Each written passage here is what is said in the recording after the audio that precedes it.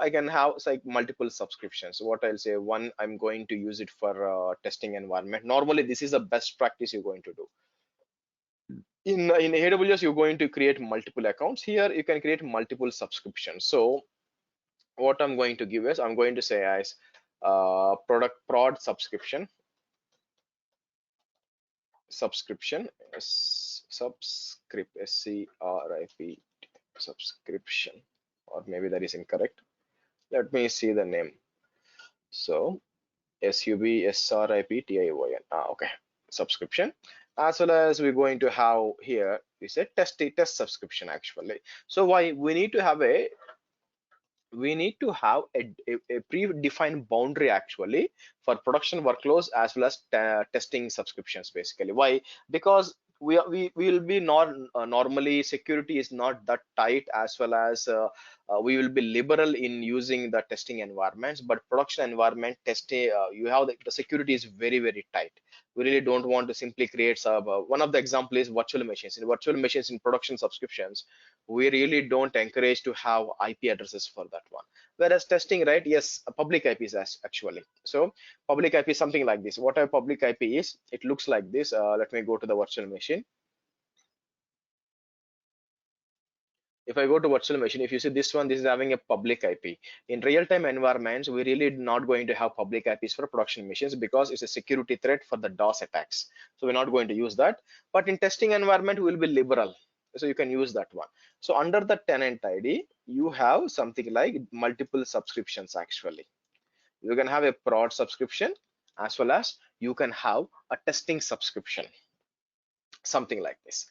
So under the subscription, what you can do is you can have resource groups. You can have multiple resource groups. What is a resource group? I'm going to explain more about resource groups next week actually, or maybe tomorrow. But anyway, here as a resource group is nothing but collection of resource guys. For example, I have multiple applications. One is a Java application, the other one is a .NET application in the production environment. So how do I segregate that one? Okay, these machines or these databases belong to Java app, and these resources belong to the .NET app. So I'm going to say, like, imagine this is a resource group. I'll say RG Java. See, resource group is a logical entity which will allow you .NET, which will allow you to segregate resources or differentiate the resources here. So what will happen under the subscription, you will have resource groups. Under the resource groups, you can have a lot of resources guys, starting from, most probably I take VM as an example. So what we'll do, under the subscription, we have the resource group. Under the resource group, you need to create something called as VNet, which is virtual network actually. We're going to create virtual network. This virtual network is not for both .NET and Java. This is only for Java. So what I'm going to say is virtual network. So in that means this resource group contains the virtual network. And now the difference here is you can have multiple networks actually. It's not mandatory you have only one. So I'm going to move this one here.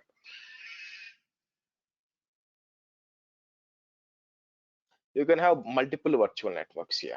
Okay, so I'm going to move it, keep it like this. Like this. So it will be tenant, it will be subscription, it will be resource group. Under that one you have, I mean, again, sorry guys, inside the resource group, it's not only virtual network. You can go Azure functions, a lot of things, but virtual network is required to have the IPs. That's why I'm creating the virtual network here. After that, what I'm going to do, under the virtual network, you will get subnets. Again, inside a virtual network, you can have multiple subnets guys. So you can say like this is a subnet 1 and subnet 2. So you need to understand the hierarchy actually. So under each networks, you can have multiple subnets basically. If you see here, I'm going to create the subnet 1 and subnet 2. So let it give here. I'll say like subnet -1, and second one is subnet -2. Okay. under each subnet, what you can do, you can have multiple virtual machines or databases, whatever you like. So what I'm going to do is here, I'm going to draw these few things.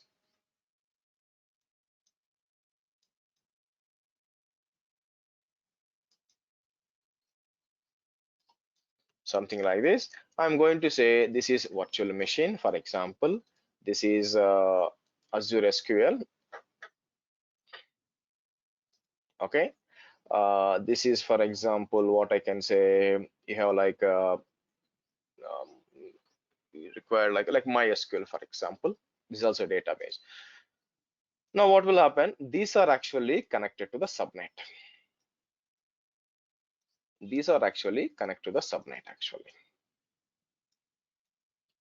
Now, if you see the total hierarchy, see tenant ID, prod subscription, resource group, virtual network, subnet, and resources actually. Now, what you need to understand is you're really not going to deal with tenant ID, guys. It's a one-time activity. It will be created by long back. Most probably, whenever you join a company, right, it is already having an Azure environment. You're not going to deal with the creation of Azure environment. But normally, what we do is Microsoft itself, they will create the account and give it to you. So most probably you can manage from the subscriptions. That is also very, very rare, because creating a new subscription is not a day-to-day activity. It's a one-time activity. Simply what I showed you, right? Production subscription, actually as testing and development production, right? It's a one-time activity. Most probably in the day-to-day activities, you're going to deal from here actually. We actually deal from below subscription here. So you're going to deal with resource groups as well as virtual networks, as well as subnets, databases, storage accounts, a lot of feature, lot of resources. Rather, you're not going to deal with the tenant ID and subscriptions actually. It will be taken care of by your solution architect, some top level guys actually, or some important guys at the top level, they're going to. So you need to, as Azure administrator and architect, you just need to worry about basically the resources starting from the subscription level. So this is the total hierarchy when you are dealing with Azure. Any questions here, guys? Anything you need to understand? Hi, sir. Can I create Azure tenant ID in a single Azure account? See, when you register for a Microsoft, right, normally, so you create an Mm, account, right? By the time a tenant ID will be automatically created for you in Azure AD.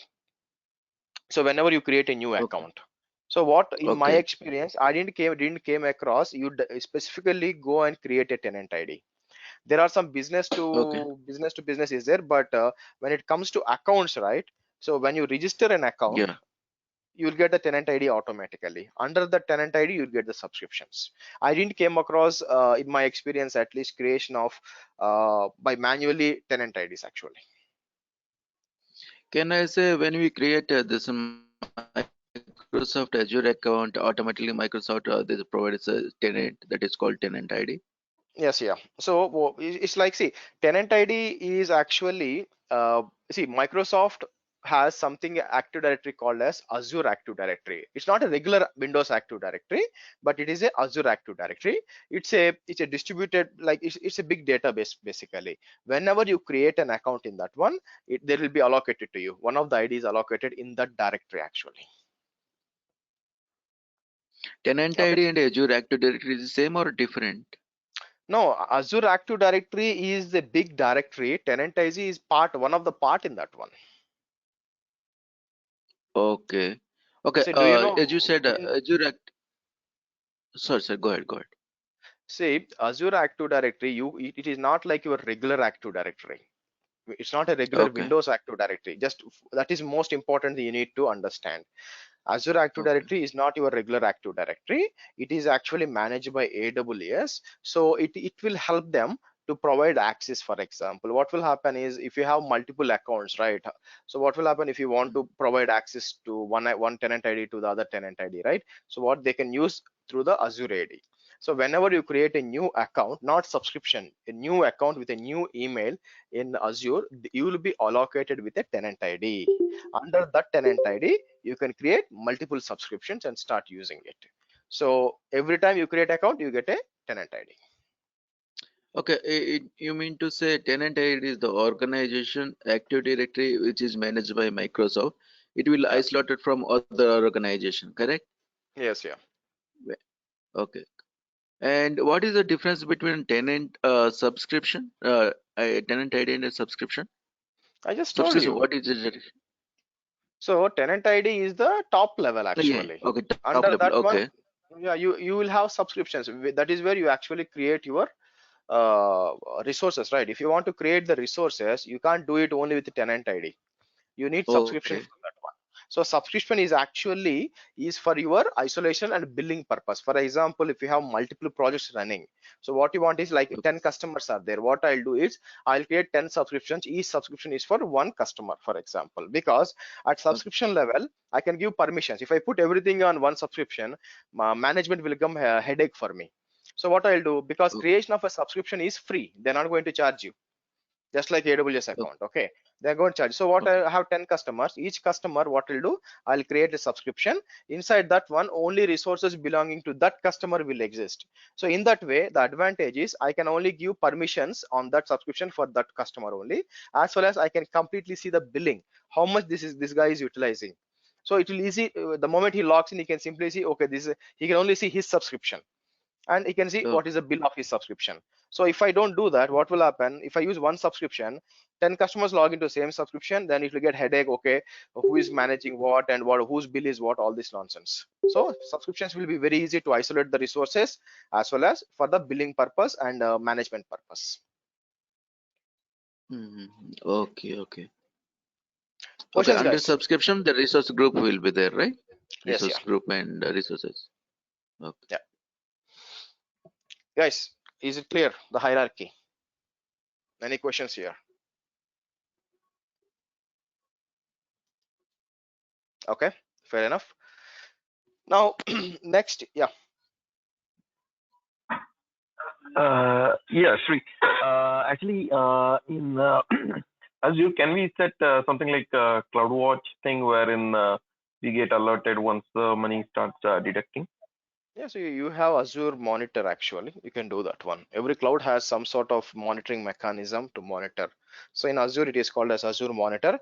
There is also a new thing called Sentinel, but I'm just testing it still.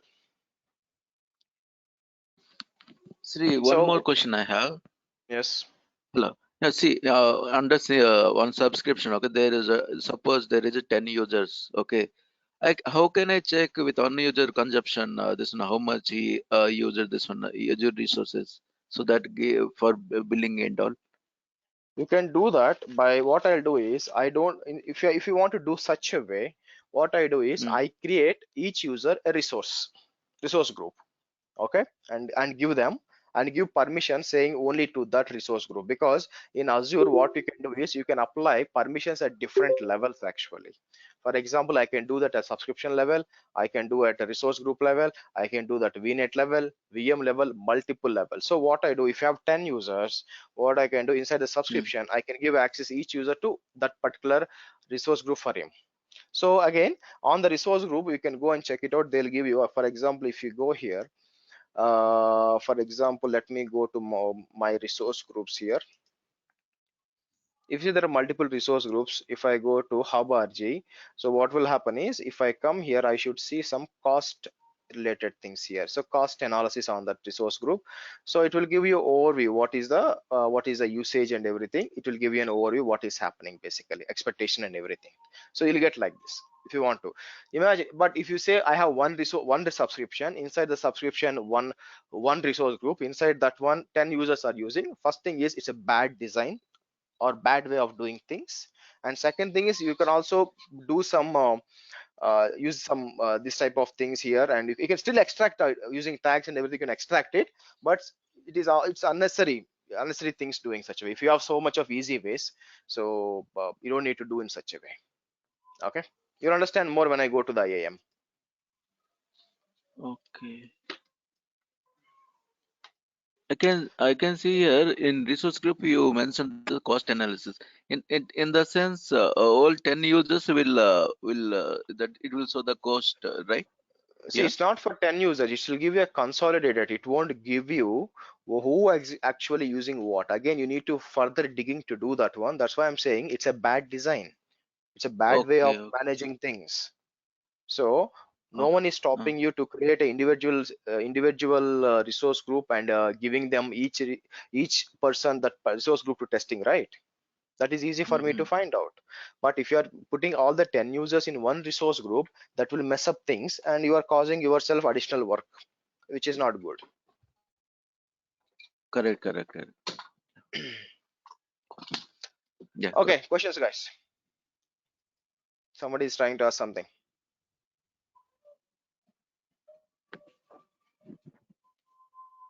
Okay. Okay, next is, see, I can't really directly go into start creating stuff in Azure. Please be on mute, guys. So first thing we need to understand is a little bit of IP addressing is required. If you don't understand the IP addressing, you might get confused actually where these subnets are coming from or what exactly is happening. So what I'm going to do is for the next half an hour, I'm going to run some basic subnetting as well as basic networking concept for next half an hour. That means until 8:45, and after that 15 minutes what I'm going to do is 5 minutes I'm going to explain how this class goes, how many weekends, as well as the fees and everything. And after that I'm going to answer your doubts where are technically related as well as your career related. If you have whatever the knowledge I have, I can actually try to clarify the things with you. So what we're going to do is let's understand a bit of networking here, and we'll proceed to further actually. Okay, let's see. Now in the hierarchy, if you see under the tenant ID, you have a product subscription, and if you come down, I have like a resource group actually, and I have basically the virtual network guys here. Now virtual network here, what exactly is a virtual network is, so it is nothing but you need to, this is nothing but similar to VPC in AWS, but if you don't know AWS, it is nothing but a address space, for example. So something like that 0.0/16, as well as another virtual network, I can go here, let's say 10 dot or 172.16.0.0/16. So this is basically the address space. Now under the virtual network, you have subnets actually. What is a virtual network? What is a subnet? See, virtual network is like a big building actually, a big building. And subnet is something like you are dividing that building into flats as well as floors actually. So a subnet is actually a part of a virtual network. So what I'll do here, I'm going to see, guys, if you have networking knowledge of how subnetting works, you can actually skip this one, but you need to wait because at the last I'm going to explain about the fee and other details, so you need to bear with me. Now if you see here, so subnet 1 and subnet 2, if you see here 10.1.0/24, 10.1.20/24, that means you are actually dividing this network, virtual network, into subnets actually. Similarly, what I can do, I can actually divide this big network into small chunks of networks actually. Now for that, you need to understand how basically subnetting was. If you don't understand that one, you really don't understand what is this /16 or what is this /24 everything. For example, I can divide this into 3 subnets. So I can say I'm going to grade this virtual network into 3 subnets. I'm going to give it subnet 1, subnet 2, and subnet 3. So let me put something like subnet 1, subnet 2, subnet 3, and I'm going to say subnet -1.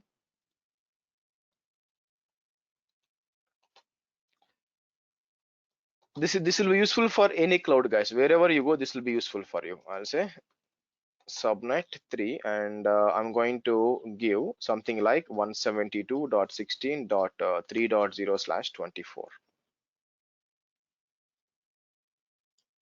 Similarly, I'm going to give it here, which is 172.16.2.0/24, as well as here 172.16.1.0. From tomorrow, what we're going to do, we're going to directly dive into Azure, guys. We're not going to run any of this networking stuff, but we currently dive into and do a lot of stuff. Okay, tomorrow we're going to talk about networks, what is going to do, and what are the different network features, endpoints, and everything. Anyway, so right now you see, so what is this virtual network? And virtual network is a big network actually. So for that, what you need to understand is you need to understand how the IP addressing works.